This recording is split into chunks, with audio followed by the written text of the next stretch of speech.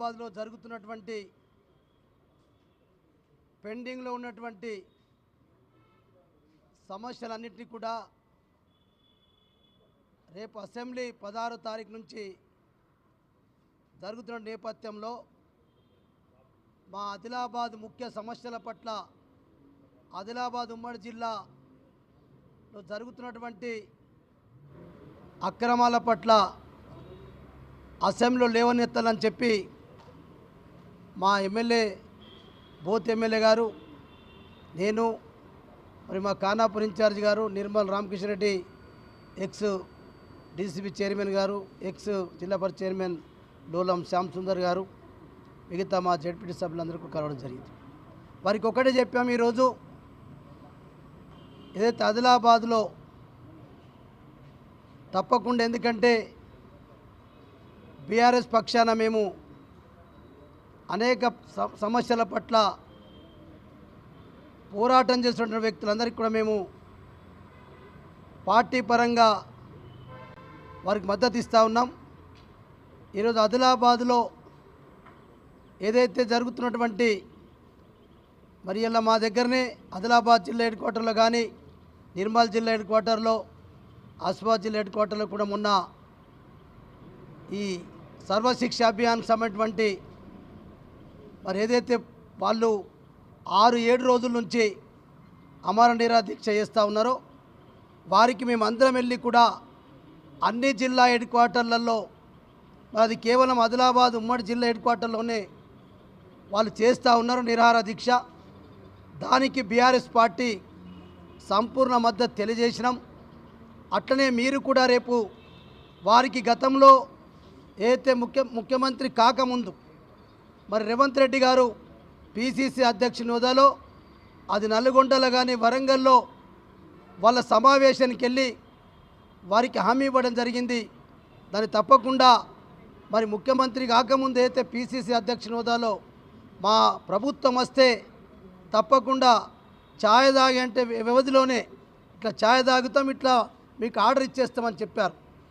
దాంతోపాటు ఇలా ఆశా వర్కర్ల పైన కూడా లోకల్లో జరుగుతున్నటువంటి వారిని మరి వాళ్ళు రావడం మా దగ్గరికి, మరి జిల్లా పార్టీ అధ్యక్షునిగా మిగతా జిల్లాలకు కూడా వాళ్ళు వచ్చి మాకు వినతి పత్రాలు ఇచ్చారు. తప్పకుండా మీరు కేటీ రామారావు గారికి మీ పార్టీ పరంగా మాకు పూర్తిగా అసెంబ్లీలో లేవనెత్తాలి.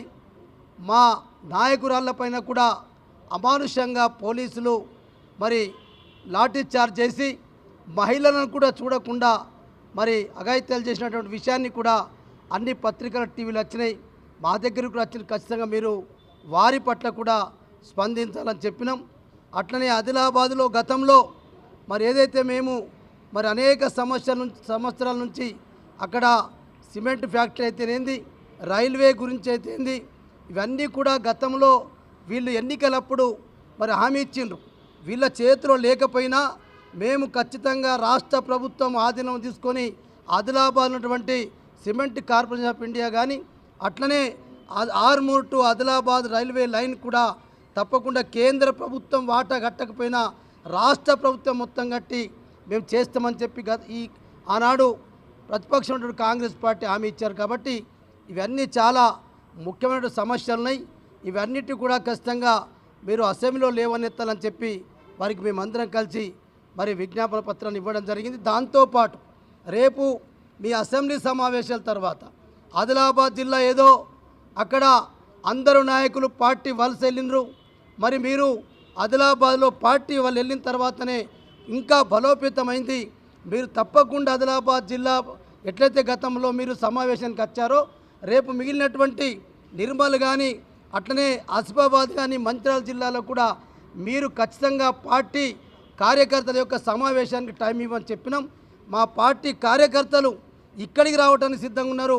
మీరు దయచేసి మా జిల్లా హెడ్ క్వార్టర్లకు వస్తే ముఖ్యమైనటువంటి కార్యకర్తలతోటి, నాయకులతోటి కూడా పెద్ద ఎత్తున సమావేశాలు పెడతాం. ఎందుకంటే ఇప్పుడు ఈ రైతు భరోసా, రైతు బంధు, మిగతా అనేకమైనటువంటి ఏదైతే మహాలక్ష్మి అన్ని 6 గ్యారెంటీలతో పాటు 420 హామీల పట్ల మేము రోజు జిల్లాల వారీగా కార్యక్రమాలు చేస్తూ ఉన్నాం. తమరు కూడా ఒకసారి జిల్లా హెడ్ క్వార్టర్ పార్టీ ఆఫీస్కి వచ్చినా జిల్లా హెడ్ క్వార్టర్కి వచ్చి పార్టీ సమావేశాలు పెట్టడానికి మేము సిద్ధంగా ఉన్నాం, మీరు తప్పకుండా రావాలని చెప్తే మీరు ఎప్పుడు పెట్టినా అసెంబ్లీ సమావేశాలు అయిన తర్వాత మీరు సమయం చెప్పండి, నేను అన్ని జిల్లా హెడ్ క్వార్టర్లకు వచ్చి ఆదిలాబాద్ జిల్లా నుంచే మొన్న స్టార్ట్ చేసిన మట్టనే మిగిలినటువంటి ఆసిఫాబాద్, నిర్మల్ అయితే మరి అట్లనే మంచిర్యాలలో కూడా సమావేశాలు పెట్టిన తర్వాతనే రాష్ట్రమంతటా కూడా కార్యక్రమాలు చేస్తామని చెప్పి పార్టీ కార్యక్రమాలు చేస్తామని చెప్పడం జరిగింది. అందుకొరకే వారికి ప్రత్యేకంగా మరి మా జిల్లా పట్ల ఉన్నటువంటి పార్టీ పట్ల కానీ సమస్యల పట్ల వారికి చెప్పడం జరిగింది. వారు సానుకూలంగా స్పందించారు. వారు ఎప్పుడు టైం ఇచ్చినా రావడానికి సిద్ధంగా ఉన్నారని చెప్పారు కాబట్టి వారికి కృతజ్ఞతలు తెలియజేస్తాము.